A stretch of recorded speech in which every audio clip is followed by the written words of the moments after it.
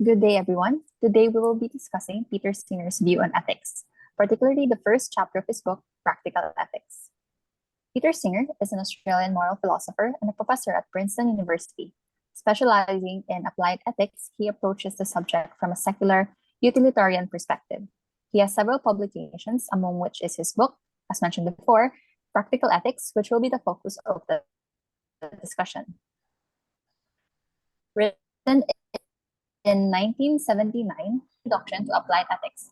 It analyzes how beings' interests should be made along with discussions on several ethical issues. But for this reading, we will only be focusing on the first chapter, wherein Singer defines what ethics is as a context to understand the rest of the book and clarifies what ethics is not.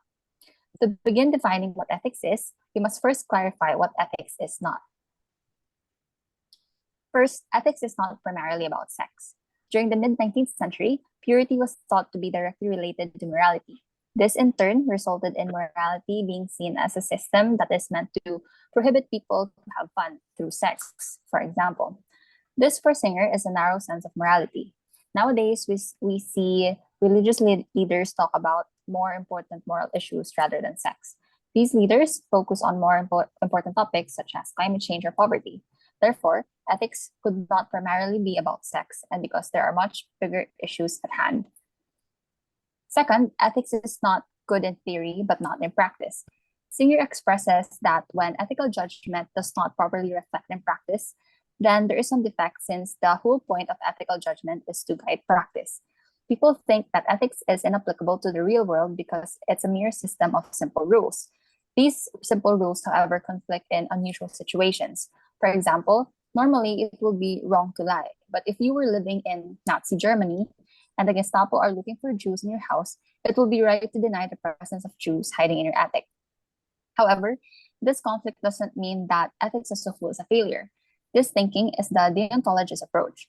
There is a different approach that Singer describes as untouched by complexities that make simple rules difficult to apply. And this is the consequentialist view. The consequentialist view starts with the goals instead of moral rules. They judge the actions depending on how these actions further or benefit their goals. Under the consequentialist view, we have the utilitarianism theory. Utilitarianism assesses an action as right if it produces more happiness for everyone affected than any other action available, and wrong if it does not. To properly grasp these two concepts, we have a scale here that describes the second point of what ethics is not as a scale between judgment and practice. We should remember that the consequentialist view leans more towards judgment, as it judges actions related to or based on their goals, while utilitarianism leans more towards practice because it focuses on what action could produce more happiness or net happiness to those affected. Next, ethics is not based on religion. In this particular book, and this particular part of the book, Singer argued that some people, especially some philosophers, said that if ethics is based on what God approves, then this idea has flaws itself. Because if God's approvals define what is good, then it makes goodness arbitrary, as God could approve anything to be good. On the other hand, if God is defined as good, it creates a circular argument that doesn't necessarily make sense at the end. Traditionally, religion offered reasons to do what is right, often promising rewards for virtuous behavior and punishment for wrongdoing. However, not all religious thinkers agree with the self-interested motive. Some believe that ethics arises from our natural tendencies to be benevolent and to be sympathetic to others. This part of the book also suggests that morality has evolved over time, influenced by our social nature and also the development of language. We share some moral intuitions with other social mammals like chimpanzees, such a sense of reciprocity, for example, and justice. However, our moral intuitions don't always provide the right answers to moral questions, and we must critically examine them in the context of today's world. Moreover, the text argues against the idea that everything natural is good and explains that humans often interfere with nature for beneficial reasons, like, for example, in medical treatments. In conclusion, understanding the origins of morality allows us to question and potentially change our moral beliefs without being bound by religious or natural constraints. Next, we have one. All right. Ethics is not relative to the society in which you live. In this part of the text, Singer discusses the idea that ethics is not just a matter of your own personal opinion. Peter Singer, Helga Kusch as well, argue that these are different views on this particular topic. First, they mention ethical relativism, which suggests that what is right or wrong depends on the society that people live in. They argue that this particular view can create a lot of problems because it doesn't allow for meaningful moral discussions or reform, and it makes discussions not something that is arguable. Then they also discuss another view, which is called as ethical subjectivism. This suggests that moral judgments are based on individual feelings and opinions. However, they pointed out that this particular view faces a lot of flaws as well, particularly when it comes to explaining why people disagree about certain moral issues. The author introduces other theories related to subjectivism, which says, for example, that moral judgments express emotions, or also called as emotivism, which was first developed by Stevenson, and also universal prescriptivism, which talks about how moral judgments are seen as prescriptions, which is a view developed by Hare. These theories try to address some of the issues about subjectivism. Lastly, in this particular text, they also mentioned another author by Mackey, who suggested that while many aspects of our language and thought imply the existence of particular objective moral standards, they might involve some kind of error or misconception in our thinking of it. And lastly, the text emphasizes the importance of showing that ethical reasoning is possible, even if ethics is considered to be subjective. The authors want to demonstrate that there can be a rational basis for discussing and debating moral issues, and they will explain this further in the remaining chapters of the book. They believe that understanding the foundations of ethical reasoning is crucial to avoid mistakes and also misunderstanding in practical ethics. You can see emotivism, universal prescriptivism, and also the third view of ethical subjectivism in this scale that we have. Next.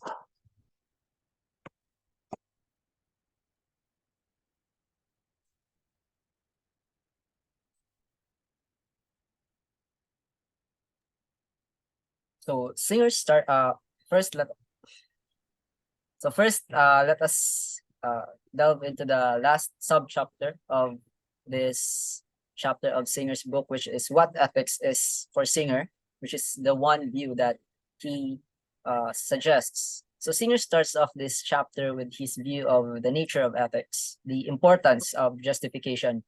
Individuals who lie and cheat but genuinely believe these actions to be morally acceptable based on their own ethical framework are still living by ethical standards, albeit unconventional ones. Their actions align with their personal code. So therefore, the idea of ethical standards is not limited to conventional or widely accepted ethics. It encompasses any personal or unconventional ethical system. However, justification must be of a certain kind. Justifying actions in terms of self-interests will not do, because self-interest justifications must be guided by broad ethical principles, because ethics in and of itself is not merely tied on individualism. Since ancient times, moralists and philosophers have expressed the idea that a universal ethical code is acceptable, from Moses's golden rule, which Jesus reiterated many times in the New Testament, to the Stoics, who believed that ethics is somehow derived from a universal law. Immanuel Kant expanded on this idea of universal ethics, with R.M. Hare further developing it into what would eventually be known as universalizability. British philosophers Hutcheson, Hume, and Smith introduced the impartial spectator, an imaginary, objective, and unbiased observer who can assess the moral worth of an action without being influenced by personal interests, biases, or emotions. The principle of utilitarianism also revolved around the idea of fairness and equality. Jean Rawls, Jean-Paul Sartre, and Jürgen Habermas, though completely different philosophers, all agree that ethics should, in some sense, have a universal point of view. Now, simply put, Singer believes that no matter what philosophical view you look at, ethics should always go beyond your individual self. But Singer asks, how do we build a universal ethical theory out of these philosophical views? Singer believes that if we are to use every view where ethics is viewed as universal, we encounter the problem of validating views which may not be acceptable. If, on the other hand, we are to choose a single view and use it as our foundation, we should have the correct justification in doing so. Now, Singer arrives at his own view of ethics, which he called preference utilitarianism.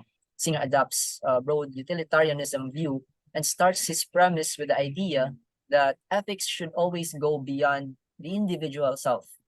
Preference utilitarianism essentially means using the preference of the people as your ethical guide, because you cannot hold your own preferences as higher than the preferences of others just because it is yours. If we were to summarize it, it would be putting yourself in the shoes of others in making moral or ethical decisions. However, unlike hedonistic utilitarianism, which is a more known form of utilitarianism which emphasizes doing what maximizes happiness and pleasure and minimizes suffering and pain, Singer's preference utilitarianism emphasizes on creating decisions that satisfies the preference of all those affected. So let's differentiate between the more widely known hedonistic utilitarianism and Singer's preference utilitarianism through a scenario. Suppose that we as a block A, decided to go on a vacation trip, but the group is split into two.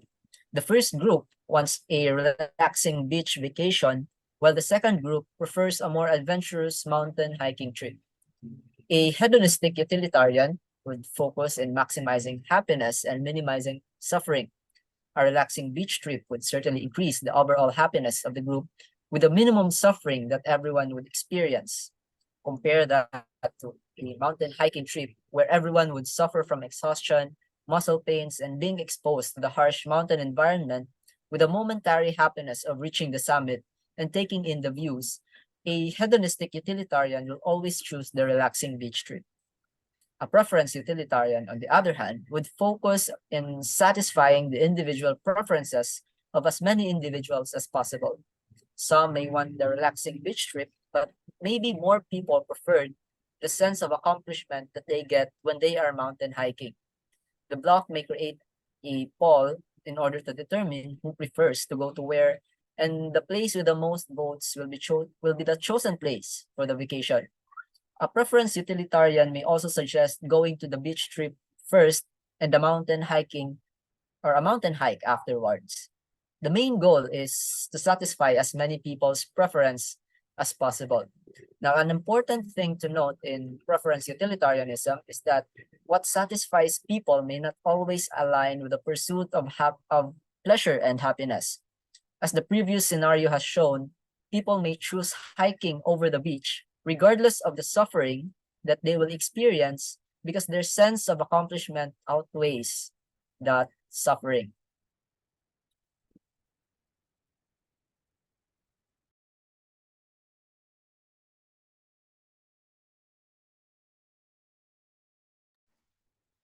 We might think that we already know the definition of ethics, the usual correlating this concept to religion, simple rules, and the like.